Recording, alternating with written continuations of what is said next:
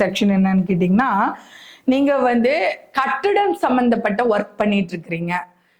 வீடு வீடு கட்டுற செக்ஷன்ல, இல்லைன்னா பில்டிங் கட்டுற செக்ஷன்ல இந்த மாதிரி ஒர்க் பண்றீங்க, இல்லை அதுல சூப்பர்வைசரா இருக்கிறீங்க, இல்லை அதுக்கு ரிலேட்டடா வாட்டர் கொண்டு போய் கொடுக்குற ஆளு, இல்லை அதுக்கு ரிலேட்டடான ஏதோ ஒரு ஒர்க்கு, இல்லை ஆர்கிடெக்சர் சம்மந்தப்பட்ட ஒர்க் நான் பண்றேன், இல்லை வந்து கார்டனிங் ஒர்க்கு, தோட்டம் சம்மந்தப்பட்டதுல வேலை செய்யறேன், இல்லை இந்த 100 நாள் வேலை திட்டம் அந்த மாதிரிலாம் கூட கூப்பிடுறாங்க மேடம், அங்கெல்லாம் கூட நான் போய் ஒர்க் பண்ணி கொடுக்குறேன்னு சாதாரணமா இருக்கக்கூடிய லேடிஸ் கூட இருப்பாங்க. இந்த மாதிரி ஒர்க் பண்றவங்க வந்து இவங்க என்ன நம்பர் யூஸ் பண்ணலாம் அப்படின்னு கேட்டீங்கன்னா, நம்பர்ல வந்து 9. இவங்க யூஸ் பண்ண வேண்டிய நம்பர் வந்து 9.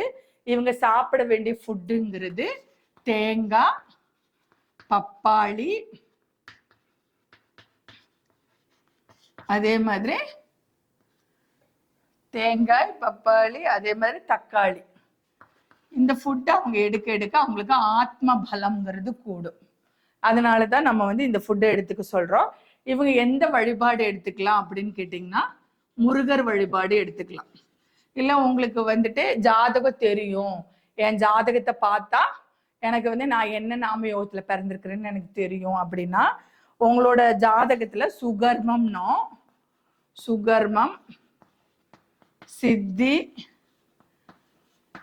இல்ல பிராமியம், இந்த நாமயோகத்துல பிறந்திருந்தீங்கன்னா, அதாவது உங்க ஜாதகத்தை எடுத்து பாருங்க, அதுல சுகர்மம் நாமயோகம் இல்லைன்னா சுகர்மம் நித்திய நாமயோகம் அப்படின்னு போட்டிருக்கும், இல்லைன்னா சித்தி நாமயோகம் அப்படின்னு போட்டிருக்கும், இல்லைன்னா பிராமியம் நாமயோகம்னு போட்டிருக்கும். இந்த யோகத்துல நீங்க பிறந்திருந்தீங்கன்னா உங்க யோகத்தை இன்னும் இழுத்து கொடுக்கறதுக்கு 9ஆம் நம்பர் யூஸ் பண்ணுங்க.